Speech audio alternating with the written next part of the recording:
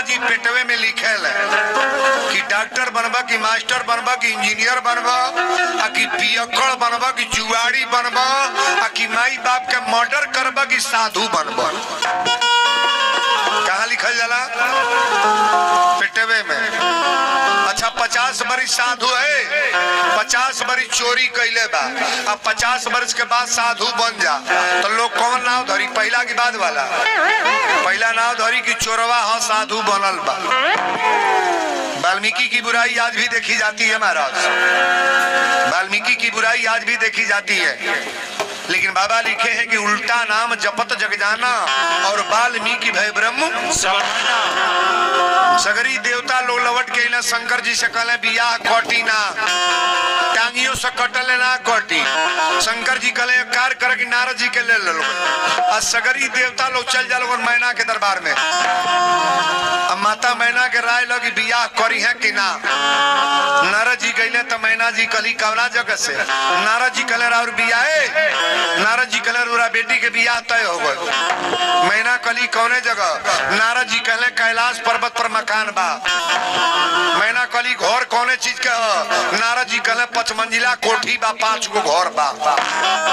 शंकर जी के घर बा, कहो स्मशान घाट पर घर बा। ऐसा जी बिल्डिंग के कर हमारे भगवान शिव का है जी।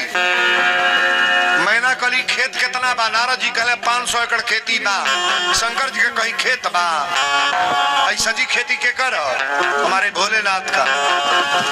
वीरेंद्र बाबा ही कहेला सुन लो, खेत नहीं खेत कोनो तरह लगा बजा के झूठ बोल के बियाह करा दो। घर नहीं बा तो बियाह करा दो, कम पढ़ले बा बियाह करा दो, तनी कमजोर पार्टी बा बियाह करा दो, गमार लड़का बा बियाह करा दो।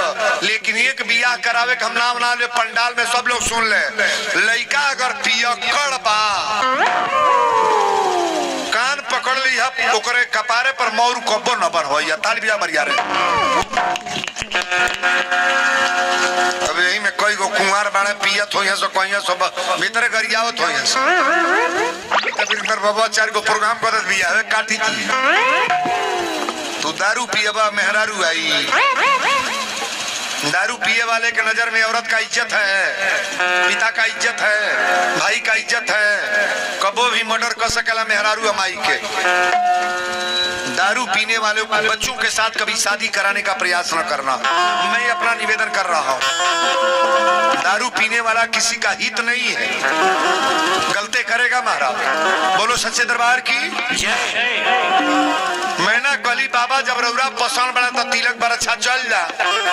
गड़ी के गोला पान के पत्ता, रामचरितमानस में तिलक नहीं है, रामायण पढ़िएगा, लेकिन शिव पुराण में कुछ मैटर है।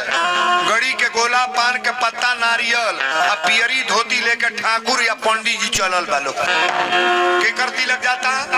शंकर भगवान के, शंकर जी बानी कहाँ? कैलाश पर्वत के बगल में स्मशान घाट बा। स्मशान घाट पर 100 गो लाश ही जरता, 100 गो मुर्दा जरता। नौगा कल से बाबा कौने गांव तिलक चलता? पंडित जी कहले देखू है मरकरी जरता। जो लसिया फुकाइल बा को मरकरी कहले। नौगा कहले बाबा हम ता भागो। पंडित जी कहले तिलक लेके बड़े काहे भगवे? नौगा कहले समाऊ का फूके ले आल बड़ा का या लाश फुकाता जो तिलक चढ़ी। पंडित जी कहले बराबर बोल मो। जब शंकर जी के लगे गई तो नौगा कहले से बाबा ई दुल्हा के बाप हमें का बुढ़ाऊ। पंडित जी कहले बियाहवा कटबे का? अरे ये दुल्हा हई शंकर भगवान। नौगा कलसी मदारी के काम करने काहे बाबा? त्रिशूल डमरू बाप रे बाप ई व्यवस्था। पंडित जी कहले करे बात बोल रहा तो खतरे बा। नौगा कल से एगो बात और पूछो, इनकी कपड़ा में बोरिंग भल बा का पानी फेंकाता भग भग भग भग। पंडित जी कहले निराले लथेरे हवे का? नच पहले हमनी घरे तिलक आवता, हिरौली के लोग बताओ तिलक का बारात आवता तो बुढ़ियन के सीट मिलता, ढकेल का भूसवला में कह देताड़ी से। सरिया बुढ़िया ढकलाइल बाड़ी से। 3 गो पार्टी बनेला, छोटकी छोटकी कोठा पर चढ़ जाई है। बूढ़ा लोग अलगे ढकलाइल बा, आ मॉडल वाला झुमका टीका वाला अलगे सजल बा लोग। पहले झिनकी झिनकी गौली सो कि बर बर बटुला मंगली दिल्ली के कारखाना से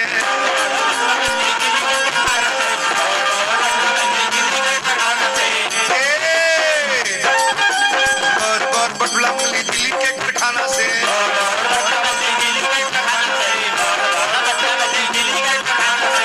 साला पंचर भइल महंगी के जमाना से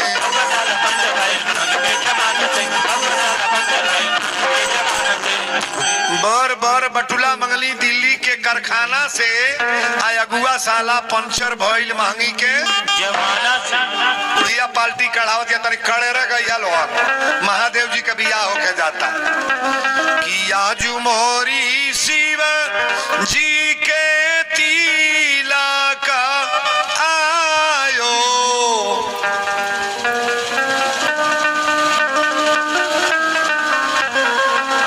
पंडलवा में मेलान हकाइल बका सब जन के गोटैया बैठ गए बैठल बा गोटई पुजारी जी के उपेंद्र भैया के बोल ना पाओ तो हमरा बोलो बोलो गोटई दुखाता अब तो वही में आऊ आऊ करता लोग बोल खड़े रे गर्दा गर्दा मजा की भगवान का बियाह झोंका जाता कि आज मोरी शिव जी के तीला का आयो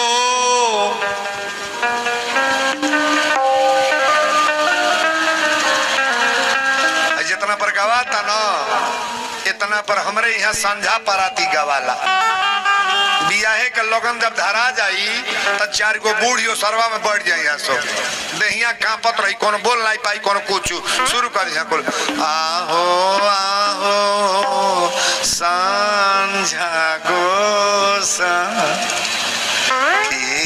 के ही तुहे मना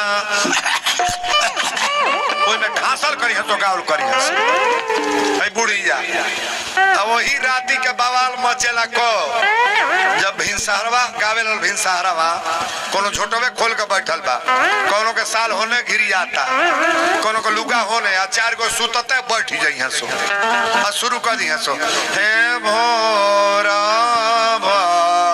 इला भीनो सा एमोसी तन चादर लेवे ठंडा लगाता अब बन हो गए उतरे पर हे भोरा तन पनिया लेवे मुहवा धोली हे भोरा जा तनी हमारा घूमटा आवता हे एक के गीतिया मारी ले सोचा हिट डेली सोही में वे तोरे गावल बजावत होशियार की है तर गई है हे भोरा